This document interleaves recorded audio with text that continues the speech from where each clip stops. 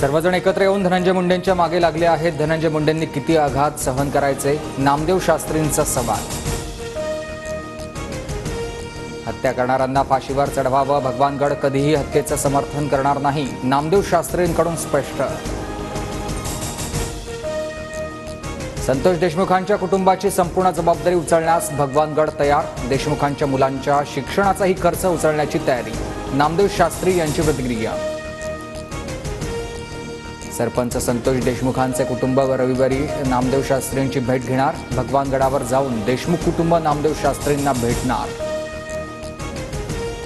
जनतेचा तुमच्यावर विश्वास नाही, तुम्ही आमच्यावर शंका कसली घेता, इतना सन्नाटा क्यों है भाई, हे कधीतरी कृष्णकुंजमध्ये पण विचारा। भाजप नेते आशिष शेलार यांची राज ठाकरेंवर टीका। फडणवीस शिंदेंना खोट्या गुन्ह्यात अडकवण्याच्या प्रकरणाच्या तपासासाठी IPS सत्यनारायण चौधरी यांच्या अध्यक्षतेत SITची स्थापना, दरेकरांच्या आरोपांनंतर राज्य सरकारकडून SITची स्थापना।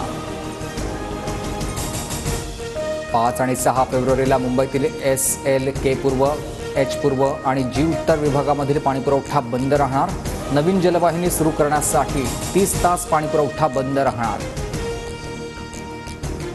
शिवसेना पदाधिकारी अशोक धुळी यांचा मृतदेह सापडला, कारच्या डिक्कीमध्ये अशोक धुळींचा मृतदेह सापडला। अशोक धुळी यांच्या मृतदेहाचं शवविच्छेदन JJ रुग्णालयात करण्यात येणार।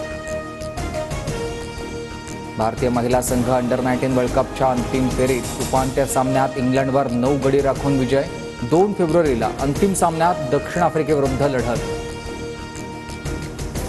इंग्लंड विरुद्ध 5 सामन्यांच्या T20 मालिकेत भारत 3-1 विजयी आघाडीवर, चौथ्या T20 सामन्यात भारताचा 15 धावांनी विजय।